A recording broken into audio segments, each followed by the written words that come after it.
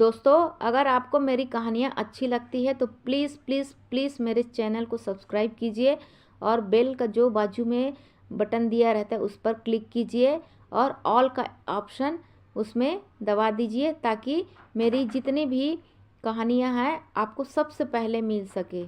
Please support me. दोस्तों, मुंशी प्रेमचंद की लिखी हुई उपन्यास प्रेमाश्रम, उसके बारे में आज मैं सुनाने जा रही हूँ, तो आप इसे ध्यान से सुनिए। संध्या हो गई। दिन भर के थके मांदे बैल खेत से आ गए हैं। घरों से धुएं के काले बादल उठने लगे। लखनपुर में आज परगने के और गुड़ का तो तुम जानते ही हो जो हाल हुआ।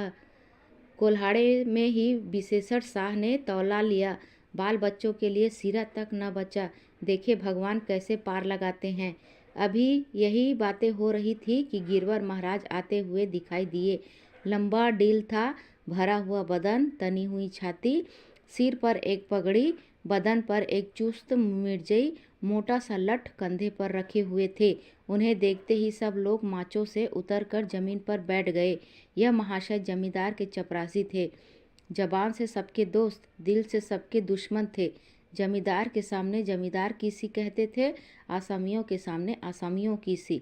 इसलिए उनके पीठ पीछे लोग उन्हें चाहे उनकी कितनी ही बुराइयां करे, मुंह पर कोई कुछ न कहता था। सुक्खू ने पूछा, कहो महाराज, किधर से?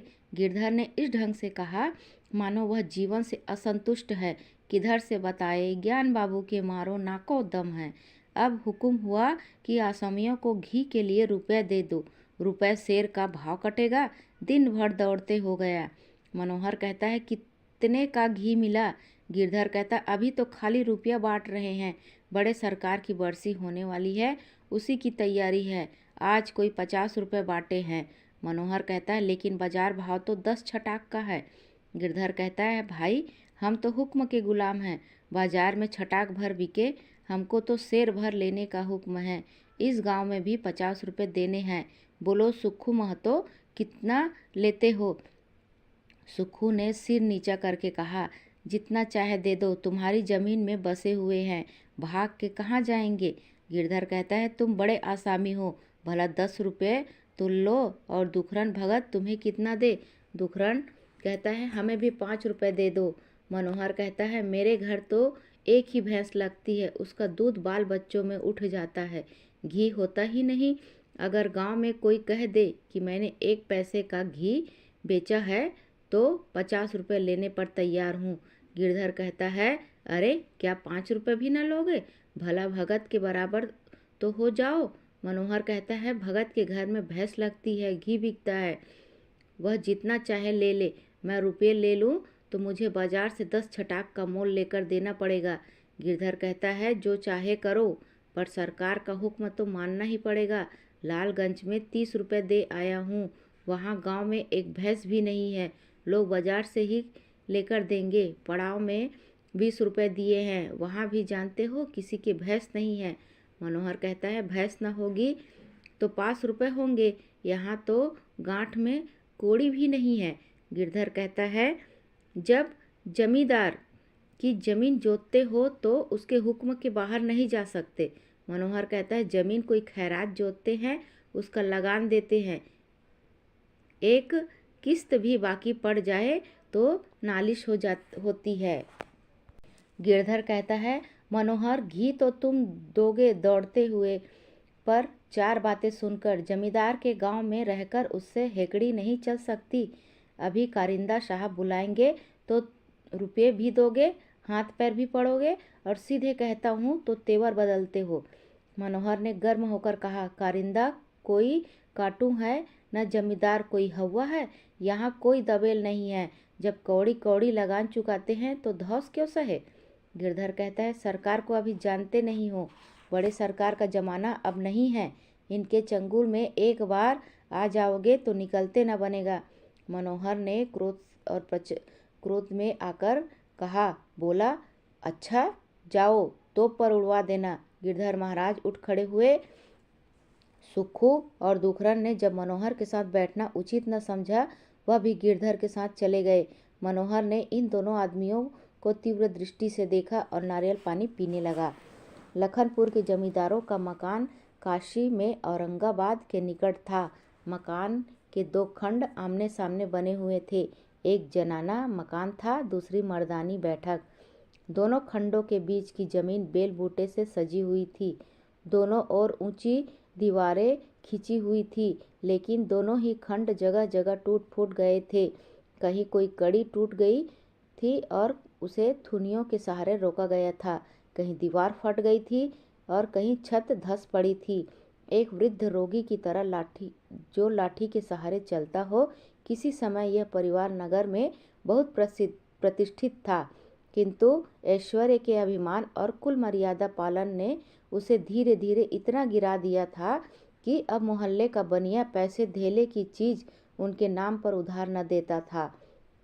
लाला जटाशंकर मरते मरते मर गए, पर जब घर से निकले तो पालकी पर लड़के लड़कियों के विवाह किए तो हौसले से कोई उत्सव आता तो हृदय सरिता की भांति उमड़ आता था। कोई मेहमान आ जाता तो उसे सर आंखों पर बैठाते। साधु सत्कार और अतिथि सेवा में उन्हें हार्दिक आनंद होता था।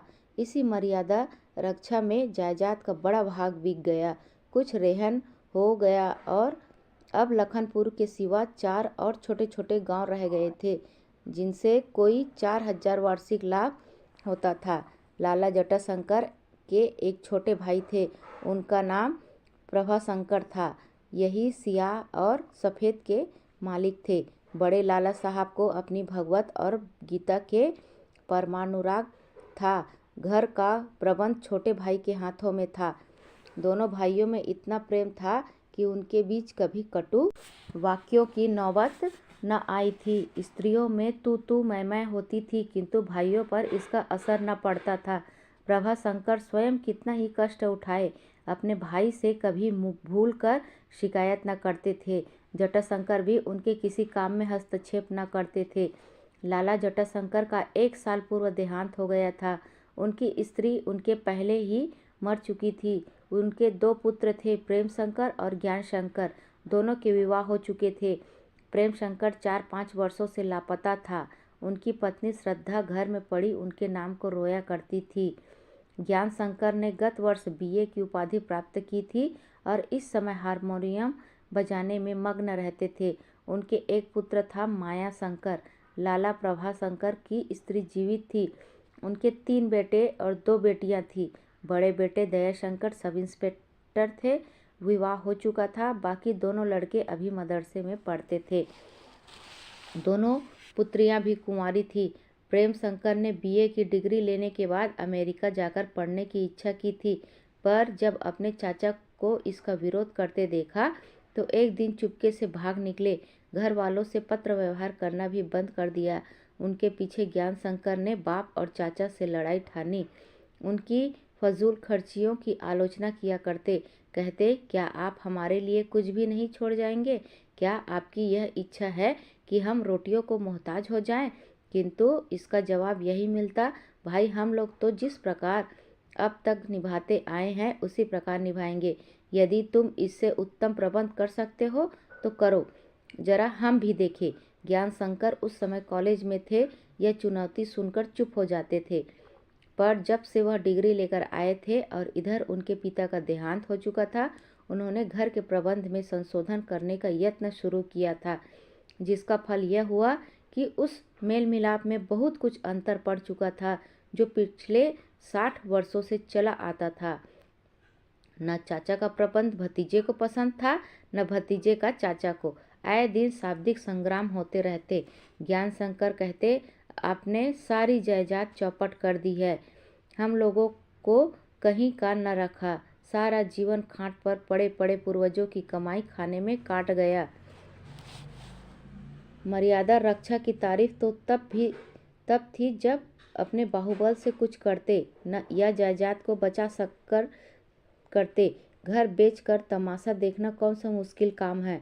लाला प्रभाशंकर यह कटु वाक्य सुनकर अपने भाई को याद करते और उनका नाम लेकर रोने लगते। यह छोटे उनसे सही न जाती थी। लाला जटाशंकर वर्षी के लिए प्रभाशंकर ने 2000 का अनुमान किया था। 1000 ब्राह्मणों को भोज होने वाला था। नगर भर के समस्त प्रतिष्ठित पुरुषों को निमंत्रण देने का विचार था। इसके सिवा चांदी के बर्तन, कालीन, पलंग, वस्त्र आदि महापात्र देने के लिए बन रहे थे। ज्ञानशंकर इसे धन का व्यय समझते थे। उनकी राय थी कि इस कार्य में 200 रुपये से अधिक खर्च न किया जाए। जब घर की दशा ऐसी चिंताजनक है तो इतने रुपए खर्च करना व्यर्थ अनुचित है।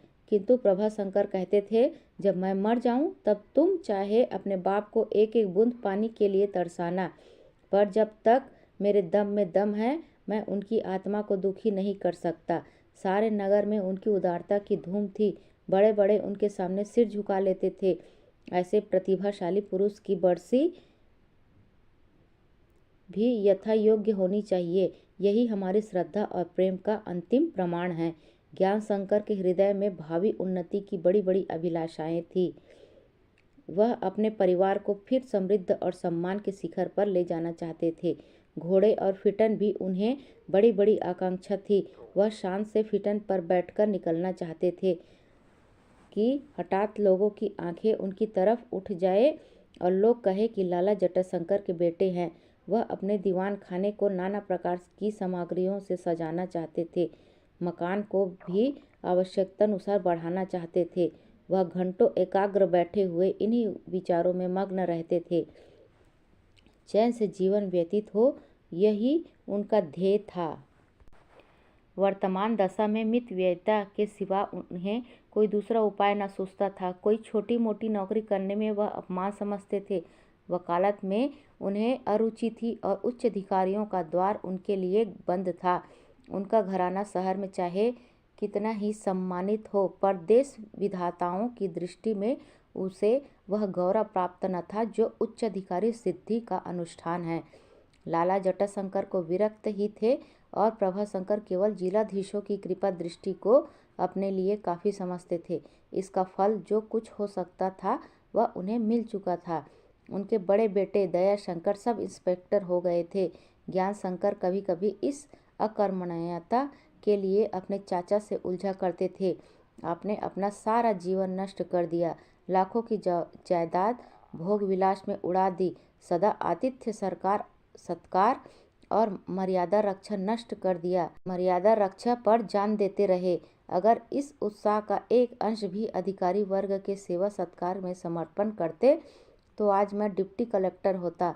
खाने वाले खा खाकर चल दिए। अब उन्हें याद भी नहीं रहा कि आपने कभी उन्हें खिलाया या नहीं। खस्ता कचौरियाँ और सोने के पत्र लगे हुए पान के बीड़े खिलाने से परिवार की उन्नति नहीं होती। इसके और ही रास्ते हैं। बेचारे प्रभाशंकर यह तिरस्कार सुनकर व्यथित होते और कहते, बेटा ऐसी ऐसी बातें करके हमें न जलाओ। तुम फिटन और घोड़े, कुर्सी और मेज, आईने और तस्वीरों पर जान देते हो। तुम चाहते हो कि हम अच्छे से अच्छा खाएं, अच्छे से अच्छा पहने, लेकिन खाने पहनने से दूसरों को क्या सुख होगा? तुम्हारे धन संपत्ति से दूसरे क्या लाभ उठाएंगे? हमने भोग विलास में जीवन नहीं बिताया, वह कुल मर्यादा की रक्षा थी। विलासिता यह है कि जिसके पीछे तुम उन्मत्त हो। हमने जो कुछ किया नाम के लिए किया। घर में उपवास हो गया है, लेकिन जब कोई मेहमान आ गया तो उसे सिर आंखों पर लेते थे। तुमको बस अपना पेट भरने की, अपने शौक की, अपने विलास की धुन है। यह जायदाद बनाने के नहीं, बिगाड़ने के लक्षण है। अंतर इतना ही है कि हमने दूसरों के लिए बिगाड़ा, तुम अपने लिए बिगाड़ोगे। मुसीबत यह थी कि ज्ञानशंकर की स्त्री विद्यावती भी इन विचारों में अपने पति से सहमत न थी। उसके विचार बहुत कुछ लाला प्रभाशंकर से मिलते थे। उसे परमार्थ पर स्वार्थ से अधिक श्रद्धा थी। उसे बाबू ज्ञानशंकर को अपने चाचा से वाद विवाद करते देखकर खेद होता था और अक्सर मिलने पर वह उन्हें समझाने की चेष्टा करती थी, पर ज्ञानशंकर उसे झिड़क दिया करते थे। वह इतने शिक्षित होकर भी स्त्री का आदर उससे अधिक न करते थे जितना अपने पैर के जूतों का। अतएव उनका दाम्पत्य जीवन भी, जो चित्त की शांति का एक प्रधान साधन था, सुक्कर न रहा। मनोहर अक्खड़पन की बातें तो कर बैठा, किंतु जब क्रोध शांत हुआ तो मालूम हुआ कि मुझसे बड़ी भूल हुई है। गांव वाले सब के सब मेरे दुश्मन हैं। वह इस समय चौपाल में बैठे मेरी निंदा कर रहे होंगे। कारिंदा न जाने कौन सा उपद्रव मचाए। बेचारे दुर्जन को बात की बात में मटिया मेट कर दिया, तो फिर मुझे बिगाड़ते क्या देर लगती है। मैं अपनी जबान से लाचार हूँ। कितना ही उसे बस में रखना चाहता हूँ, पर नहीं रख सकता। यही न होता कि जहाँ और सब लेना देना है वहाँ 10 रुपये और हो जाते, नक्कू तो न बनता। लेकिन इन विचारों ने एक क्षण के लिए फिर पलटा खाया। मनुष्य जिस काम को हृदय से बुरा नहीं समझता, उसके कुपरिणाम का भय एक गौरवपूर्ण धैर्य की शरण लिया करता है। मनोहर अब इस विचार से अपने को शांति देने लगा। मैं बिगड़ जाऊंगा तो बला से, पर किसी की धौंस तो न सहूंगा। किसी के सामने सिर तो नीचा नहीं करता। जमींदार भी देख ले कि गांव सबके सब भांड ही नहीं है। अगर कोई मामला खड़ा किया तो अदालत में हाकिम के सामने सारा भांडा फोड़ दूंगा। जो कुछ होगा देखा जाएगा। इसी उधेड़ बुन में वह भोजन करने लगा। चौके में एक मिट्टी के तेल का चिराग जल रहा था, किंतु छत में धुआं इतना भरा हुआ था कि उसका प्रकाश मंद पड़ गया था। उसकी स्त्री बिलासी ने एक पीतल की थाली में बथुए की भाजी और जौ की कई मोटी मोटी रोटियां परस दी। मनोहर इस भांति रोटियां तोड़ तोड़ मुंह में रखता था जैसे कोई दवा खा रहा हो। इतनी ही रुचि से वह घास भी खाता। बिलासी ने पूछा, क्या साग अच्छा नहीं है, गुड़ दूं? मनोहर कहता है, नहीं, साग तो अच्छा है। बिलासी कहती, क्या भूख नहीं? मनोहर कहता है, भूख क्यों नहीं है, खा तो रहा हूँ। बिलासी कहती है, खाते तो नहीं हो, जैसे औंध रहे हो। किसी से कुछ कहा सुनी तो नहीं हुई है? मनोहर कहता है, नहीं, कहा सुनी किससे होती। इतने में एक युवक कोठरी में आकर खड़ा हो गया। उसका शरीर खूब गठीला हिष्ट पुष्ट था। छाती चौड़ी और भरी हुई थी। आंखों से तेज झलक रहा था। उसके गले में सोने का यंत्र था और दाहिनी बाह में चांदी का एक अनंत। यह मनोहर का पुत्र बलराज था। बिलासी कहती है, कहाँ घूम रहे हो? आओ खाना खा लो, थाली परसों। बलराज ने धुएं से आंखें मलते हुए कहा, काहे दादा, आज गिरधर महाराज तुमसे क्यों बिगड़ रहे थे? लोग कहते हैं कि बहुत लाल पीले हो रहे थे। मनोहर कहता है, कुछ नहीं, तुमसे कौन कहता था? बलराज कहता है, सभी लोग तो कह रहे हैं। तुमसे घी मांगते थे, तुमने कहा मेरे पास घी नहीं है, बस इसी पर तन गए। मनोहर कहता है, अरे तो कोई झगड़ा थोड़े ही हुआ। गिरधर महाराज ने कहा तुम्हें घी देना पड़ेगा। हमने कह दिया जब घी हो जाएगा तब देंगे, अभी तो नहीं है। इसमें भला झगड़ने की कौन सी बात थी? बलराज कहता है, झगड़ने की बात क्यों नहीं है? कोई हमसे क्यों घी मांगे? किसी का दिया खाते हैं कि किसी के घर मांगने जाते हैं? अपना तो एक पैसा नहीं छोड़ते, तो हम क्यों धौंस सहे? ना हुआ मैं नहीं तो दिखा देता। क्या हमको भी दुर्जन समझ लिया है? मनोहर की छाती अभिमान से फूली जाती थी, पर इसके साथ ही यह चिंता भी थी कि कहीं यह उज्जड़पन न कर बैठे। बोली, चुपके से बैठकर खाना खा लो, बहुत बहकना अच्छा नहीं होता। कोई सुन लेगा तो वहाँ जाकर एक की चार जड़ आएगा। यहाँ कोई मित्र नहीं है। बलराज कहता है, सुन लेगा तो क्या किसी से छिपा के कहते हैं? जिसे बहुत घमंड हो आकर देख ले, एक एक का सिर तोड़ के रख दूँ। यही ना होगा कैद होकर चला जाऊंगा। इससे कौन डरता है? महात्मा गांधी भी तो कैद हो आए हैं।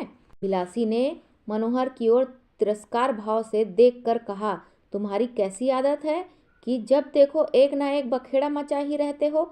जब सारा गांव घी दे रहा है तब हम क्या गांव से बाहर हैं? जैसे बन पड़ेगा दे देंगे। इसमें कोई अपनी ऐठी थोड़े ही हुई जाती है। हैठा तो नारायण न ही बना दिया है, तो क्या अकड़ने से ऊंचे हो जाएंगे? थोड़ा सा हांडी में है, 2-4 दिन में और बटोर लूंगी, जाकर तौल आना। बलराज कहता है, क्यों दे आए? किसी के दबैल है? बिलासी कहती है, नहीं, तुम तो लॉर्ड गवर्नर हो, घर में भुनी भांग नहीं, उस पर इतना घमंड।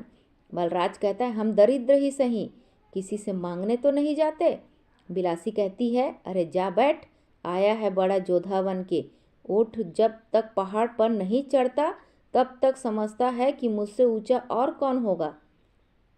जमींदार से बैर कर गांव में रहना सहज नहीं है। सुनते हो महापुरुष? बाल कारिंदा के पास जाके कह सुना आओ। मनोहर कहता है मैं तो अब नहीं जाऊंगा। बिलासी कहती क्यों? मनोहर कहता है क्यों क्या, अपनी खुशी है, जाए क्या, अपने ऊपर तालियां लगवाएं। बिलासी कहती अच्छा तुम मुझे जाने दोगे? मनोहर कहता है तुम्हें भी नहीं जाने दूंगा। कारिंदा हमारा कर ही क्या सकता है, बहुत करेगा अपना सिकमी खेत छोड़ा लेगा, ना दो हल चलेंगे एक ही सही। यद्यपि मनोहर बढ़ बढ़ कर बातें कर रहा था, पर वास्तव में उनका इनकार अपरास्त तर्क के समान था। यदि बिना दूसरों की दृष्टि में अपमान उठाए बिगड़ा हुआ खेल बन जाए तो उसे कोई आपत्ति नहीं थी। हाँ, वह स्वयं क्षमा प्रार्थना करने में अपनी हेठी समझता था।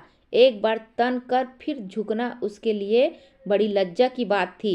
बलराज की उद्दंडता उसे शांत करने में हानि के भय से अधिक सफल हुई थी। प्रातःकाल बिलासी चौपाल जाने को तैयार हुई, पर न मनोहर साथ चलने को राजी होता था, न बलराज। अकेली जाने की उसकी हिम्मत न पड़ती थी। इतने में कादिर मियाँ ने घर में प्रवेश किया। बूढ़े आदमी थे, ठिंगना डिल, लंबी दाढ़ी, घुटने के ऊपर तक धोती, एक गाढ़े की मिर्जई पहने हुए थे। गांव के नाते से वह मनोहर के बड़े भाई होते थे। बिलासी ने उन्हें देखते ही थोड़ा सा घूंघट निकाल लिया। कादिर ने चिंता पूर्ण भाव से कहा अरे मनोहर, कल तुम्हें क्या सूझ गई? जल्दी जाकर कारिंदा साहब को मना लो, नहीं तो फिर कुछ करते धरते न बनेगी। सुना है वह तुम्हारी शिकायत करने मालिकों के पास जा रहे हैं। सुक्खू भी साथ जाने को तैयार है। नहीं मालूम दोनों में क्या साठ गांठ हुई है। बिलासी कहती है भाई जी बूढ़े हो गए हैं, लेकिन इनका लड़कपन अभी नहीं गया। कितना समझाती हूँ बस अपने ही मन की करते हैं। इन्हीं की देखा देखी एक लड़का है, वह भी हाथ से निकला जाता है, जिससे देखो उसी से उलझ पड़ता है। भला इनसे पूछा जाए कि सारे गांव ने घी के रुपये लिए तो तुम ही नहीं करने में क्या पड़ी थी? कादिर कहता है इनकी भूल है और क्या, 10 रुपये हमें भी लेने पड़े क्या करते, और यह कोई नई बात थोड़ी है। बड़े सरकार थे तब भी तो एक न एक बेगार लगी ही रहती थी। मनोहर कहता है भैया तब की बातें जाने दो, तब साल 2 साल की देन बाकी पड़ जाती थी। मुदा मालिक कभी कुड़की बेदखली नहीं करते थे। जब कोई काम काज पड़ता था तब हमको न्योता मिलता था। लड़कियों के ब्याह के लिए उनके यहाँ से लकड़ी, चारा और 25 रुपये बंधा हुआ था। यह सब जानते हो कि नहीं? जब वह अपने लड़कों की तरह पालते थे तो रैयत भी हंसी खुशी उनकी बेगार करती थी। अब यह बातें तो गई, बस एक न एक पच्चड़ लगा ही रहता है। तो जब उनकी ओर से यह कड़ाई है तो हम भी कोई मिट्टी के लौंदे थोड़े ही हैं। कादिर कहता है तब की बातें छोड़ो, अब जो सामने है उसे देखो। चलो जल्दी करो, मैं इसलिए तुम्हारे पास आया हूँ, मेरे बैल खेत में खड़े हैं। मनोहर कहता है दादा मैं तो न जाऊँगा। बिलासी कहती है इनकी चूड़ियाँ मैली हो जाएगी, चलो मैं चलती हूँ। कादिर और बिलासी दोनों चौपाल चले। वहाँ इस वक्त बहुत से आदमी जमा थे। कुछ लोग लगान के रुपये दाखिल करने आए, कुछ घी के रुपये लेने के लिए और कुछ केवल तमाशा देखने और ठकुर सुहाती करने के लिए। कारिंदे का नाम गुलाम गौस था। वह वृद्धाकार मनुष्य थे, सांवला रंग, लंबी दाढ़ी, चेहरे से कठोरता झलकती थी। अपनी जवानी में वह पलटन में नौकर थे और हवलदार के दर्जे तक पहुँचे थे। जब सीमा प्रांत में कुछ छेड़छाड़ हुई तब बीमारी की छुट्टी लेकर घर भाग आए और यहीं से इस्तीफा पेश कर दिया। वह अब भी अपने सैनिक जीवन की कथाएं मजे ले लेकर कहते थे। इस समय वह तख्त पर बैठे हुए हुक्का पी रहे थे। सुक्खू और दुखरन तख्त के नीचे बैठे हुए थे। सुक्खू ने कहा हम मजदूर ठहरे, हम घमंड करें तो हमारी भूल है। जमींदार की जमीन में बसते हैं, उसका दिया खाते हैं, उससे बिगड़ कहाँ जाएंगे, क्यों दुखरन?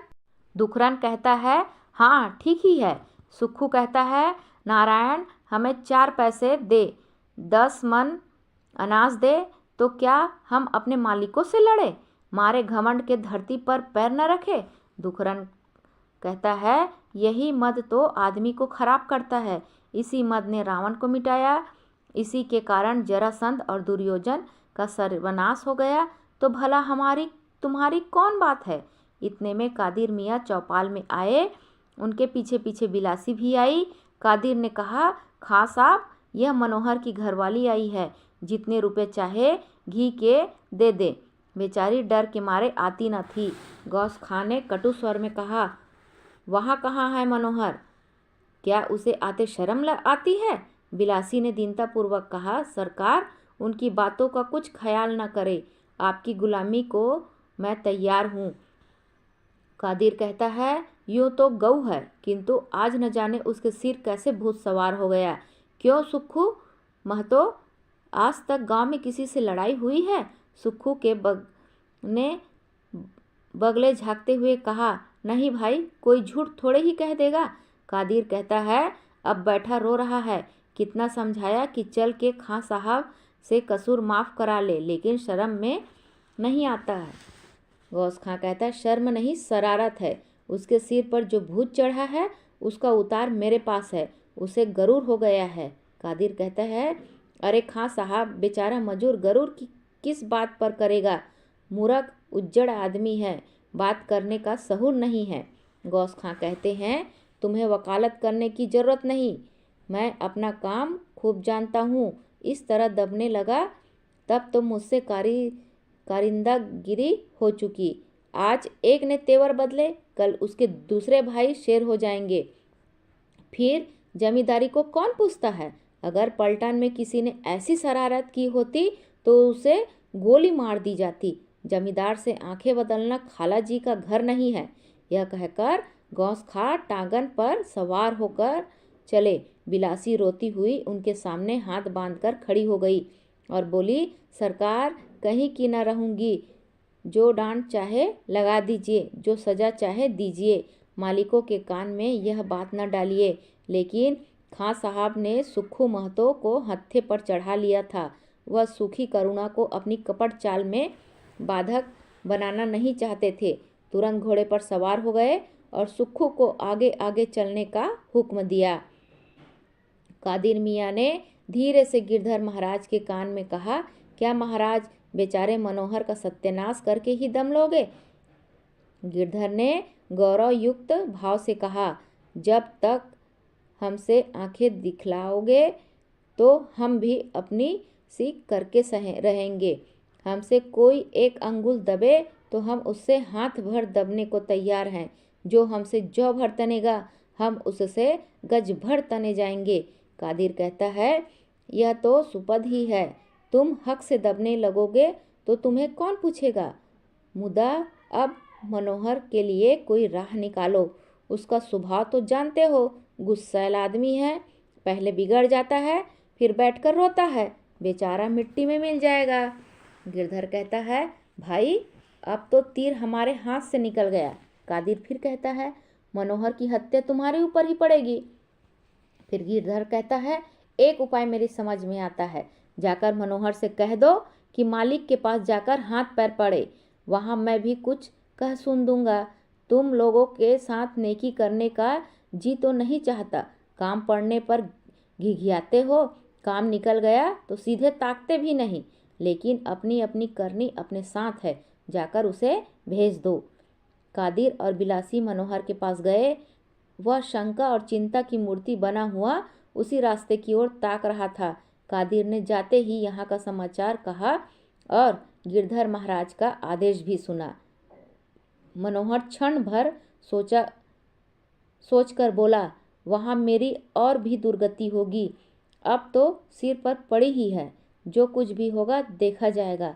कादिर कहता है नहीं, तुम्हें जाना चाहिए, मैं भी चलूँगा। मनोहर कहता है मेरे पीछे तुम्हारी भी लेदी होगी, बिलासी ने कादिर की ओर अत्यंत विनीत भाव से देखकर कहा, दादाजी वह न जाएंगे, मैं ही तुम्हारे साथ चलूंगी। कादिर कहता है, तुम क्या चलोगी? वहाँ बड़े आदमियों के सामने मुंह तो खुलना चाहिए। बिलासी कहती है, न कुछ कहते बनेगा, रो तो लूंगी। कादिर कहता है, यह न जाने देंगे। बिलासी बोलती है, जाने क्यों न देंगे, कुछ मांगती हूँ, इन्हें अपना बुरा भला न सूझता हो, मुझे तो सूझता है। कादिर कहता है, तो फिर देर न करनी चाहिए, नहीं तो वह लोग पहले से ही मालिकों का कान भर देंगे। मनोहर ज्यों का त्यों मूरत की तरह बैठा रहा। बिलासी घर में गई, अपने गहने निकालकर पहने, चादर ओढ़ी और बाहर निकलकर खड़ी हो गई। कादिर मियाँ संकोच में पड़े हुए थे, धीरे धीरे आगे चले।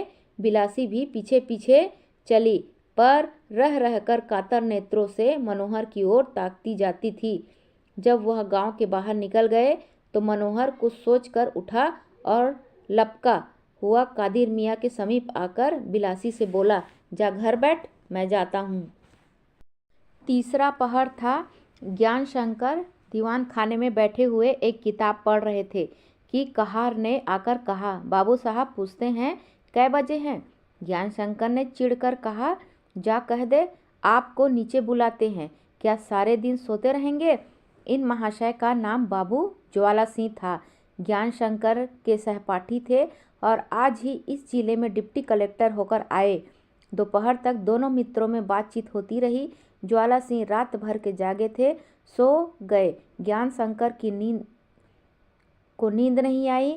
इस समय उनकी छाती पर सांप सा लौट रहा था। सब के सब बाजी के लिए जाते हैं और मैं कहीं का न हुआ। कभी अपने ऊपर क्रोध आता है, कभी अपने पिता और चाचा के ऊपर। पुराना सौहार्द द्वेष का रूप ग्रहण करता जाता था। यदि इस समय अकस्मात ज्वाला सिंह के पदच्युत होने का समाचार मिल जाता तो शायद ज्ञान शंकर के हृदय को शांति होती।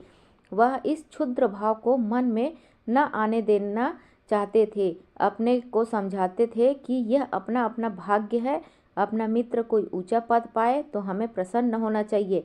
किंतु उनकी विकलता इन सद्विचारों से न मिटती थी और बहुत यत्न करने पर भी परस्पर संभाषण में उनकी लघुता प्रकट हो जाती थी।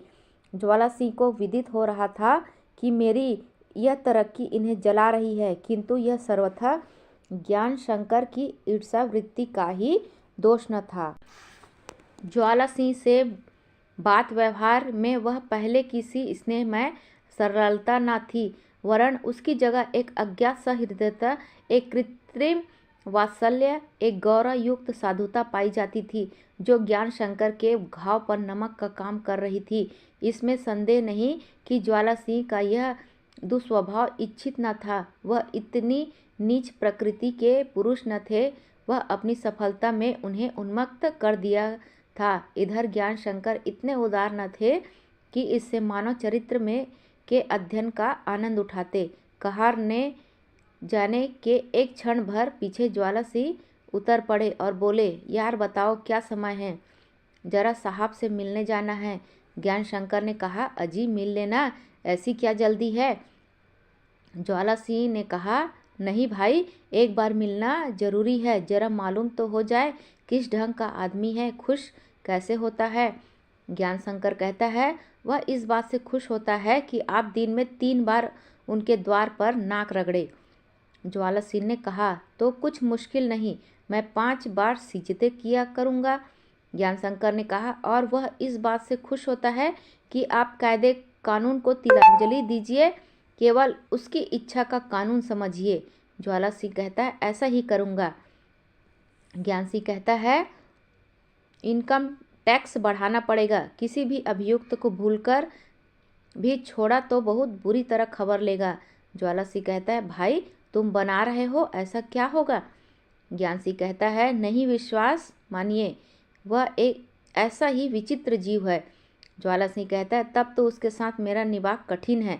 ज्ञान सिंह कहता है, जरा भी नहीं, आज आप ऐसी बातें कर रहे हैं, कल को उसके इशारों पर नाचेंगे। इस घमंड पर न रहिए कि आपको अधिकार प्राप्त हुआ है। वास्तव में आपने गुलामी लिखाई है। यहाँ आपको आत्मा की स्वाधीनता से हाथ धोना पड़ेगा, न्याय और सत्य का गला घोटना पड़ेगा। यही आपकी उन्नति और सम्मान के साधन है। मैं तो ऐसे अधिकार पर लात मारता हूँ। यहाँ तो अल्लाह ताला की आसमान से उतर आए और अन्याय करने को कहे तो उनका हुक्म न मानूं। ज्वाला सिंह समझ गए कि यह जले हुए दिल के फफोले हैं। बोले, अभी ऐसी दूर की ले रहे हो, कल को नामजद हो जाओ तो यह बातें भूल जाओ।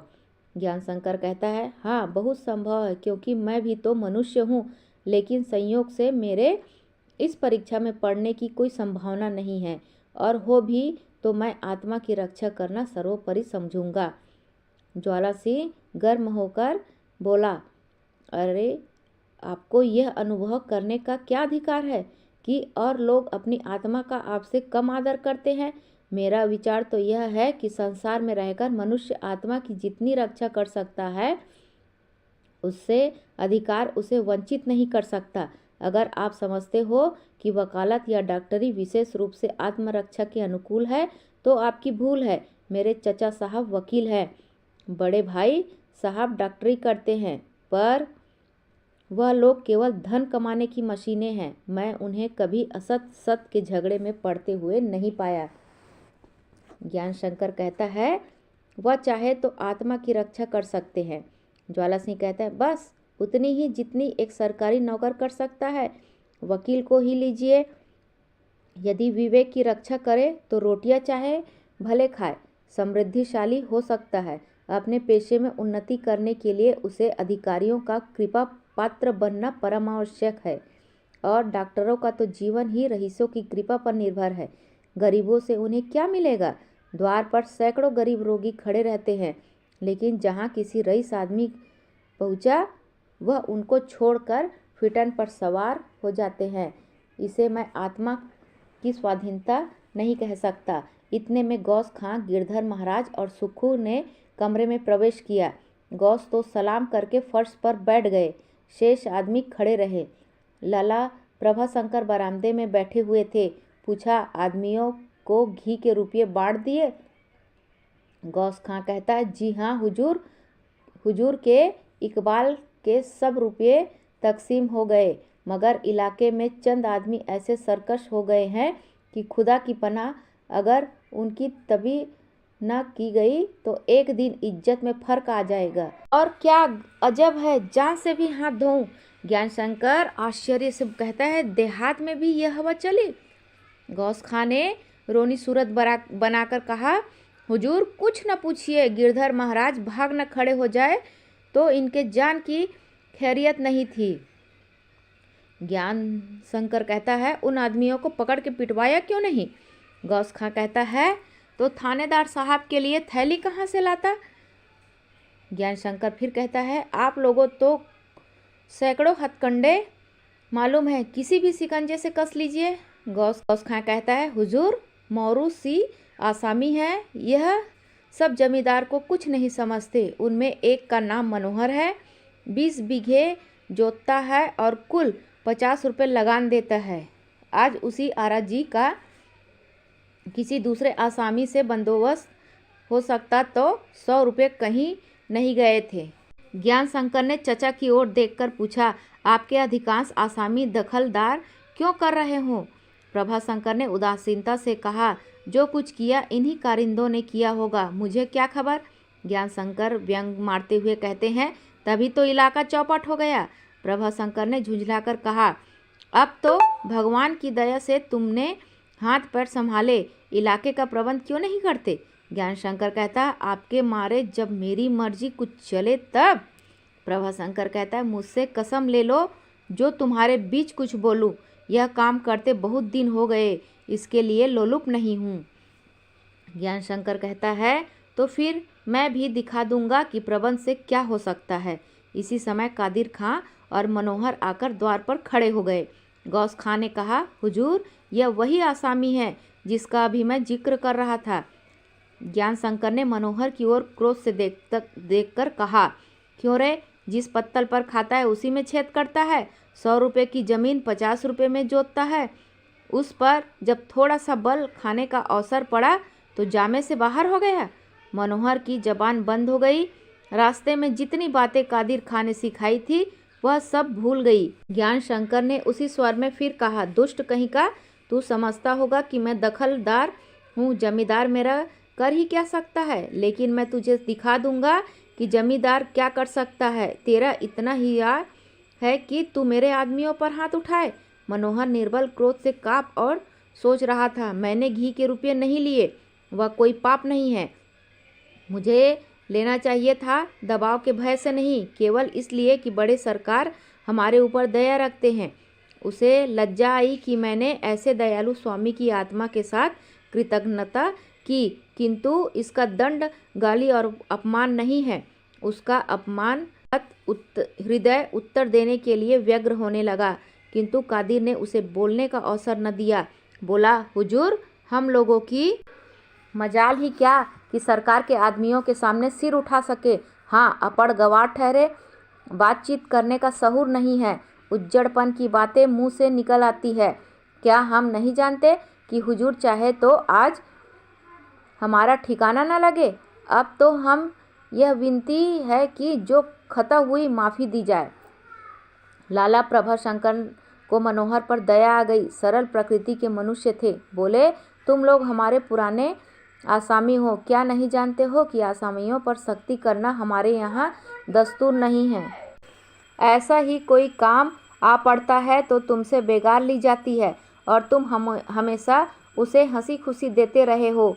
अब भी उसी तरह निभाते चलो, नहीं तो भाई अब जमाना नाजुक है। हमने तो भली बुरी तरह अपना निभा दिया, मगर इस तरह लड़कों से न निभेगी। उनका खून गर्म ठहरा, इसलिए सब संभल कर रहो। 4 बातें सह लिया करो। जाओ, फिर ऐसा काम न करना, घर से कुछ खाकर चले न होगे। फिर दिन भी चढ़ गया, यहीं खा पीकर विश्राम करो, दिन ढले चले जाना। प्रभाशंकर ने अपने स्वभाव के अनुसार इस मामले को टालना चाहा, किंतु ज्ञान शंकर ने उनकी ओर तीव्र नेत्रों से देखकर कहा, आप मेरे बीच में क्यों बोलते हैं? इस नरमी ने तो इन आदमियों को शेर बना दिया है। अगर आप इस तरह मेरे कामों में हस्तक्षेप करते रहेंगे तो मैं इलाके का प्रबंध कर चुका। अभी आपने वचन दिया है कि इलाके से कोई सरोकार न रखूंगा, अब आपको बोलने का कोई अधिकार नहीं है। प्रभाशंकर यह तिरस्कार न सह सके और रुष्ट होकर बोले, अधिकार क्यों नहीं है? क्या मैं मर गया हूँ? ज्ञान शंकर ने कहा, नहीं, आपको कोई अधिकार नहीं है। आपने सारा इलाका चौपट कर दिया। अब क्या चाहते हैं कि जो बचा खुचा है उसे धूल में मिला दे? प्रभाशंकर ने कलेजे में चोट लग गई। बोले, बेटा, ऐसी बातें करके क्यों दिल दुखाते हो? तुम्हारे पूज्य पिता मर गए, लेकिन कभी मेरी बात नहीं दुलखी।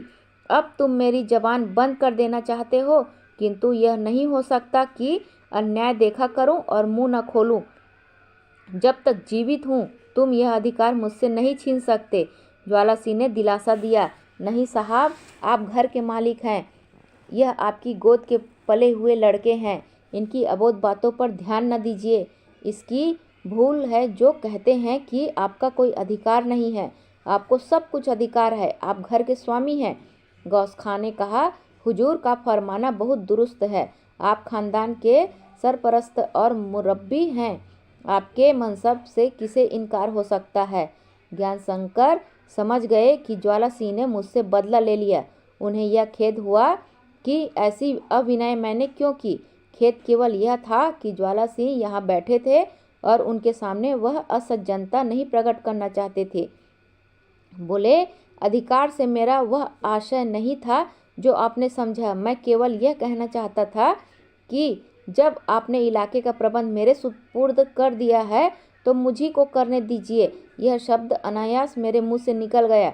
मैं इसके लिए बहुत लज्जित हूँ। भाई ज्वाला सिंह, मैं चचा साहब का जितना अदब करता हूँ उतना अपने पिता का भी नहीं किया। मैं स्वयं गरीब आदमियों पर सख्ती करने का विरोधी हूँ। इस विषय में आप मेरे विचारों से भली भांति परिचित हैं, किंतु इसका आशय यह नहीं है कि हम दीन पालन की धुन में इलाके से ही हाथ धो बैठे। पुराने जमाने की बात और थी, तब जीवन संग्राम इतना भयंकर न था। हमारी आवश्यकताएं परिमित थी, सामाजिक अवस्था इतनी उन्नत न थी और सबसे बड़ी बात तो यह है कि भूमि का मूल्य इतना चढ़ा हुआ न था। मेरे कई गांव जो 2-2 हजार पर बिक गए हैं, उनके दाम आज 20-20 हजार लगे हुए हैं। उन दिनों आसामी मुश्किल से मिलते थे, अब एक टुकड़े के लिए 100-100 आदमी मुंह फैलाए हुए हैं। यह कैसे हो सकता है कि इस आर्थिक दशा का असर जमींदारी पर न पड़े। लाला प्रभाशंकर को अपने अप्रिय शब्दों का बहुत दुख हुआ। जिस भाई को वह देवतुल्य समझते थे, उसी के पुत्र से द्वेष करने पर उन्हें बड़ी ग्लानि हुई। बोले, भैया, इन बातों को तुम जितना समझोगे, मैं बूढ़ा आदमी उतना क्या समझूंगा। तुम घर के मालिक हो। मैंने भूल की कि बीच में कूद पड़ा।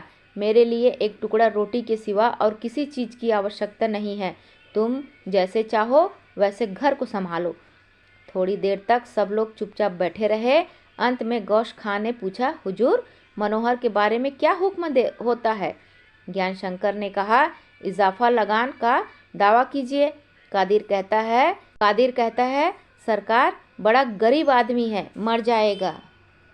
ज्ञान शंकर कहता है, अगर इसकी जोत में कुछ सिकमी जमीन हो तो निकाल लीजिए।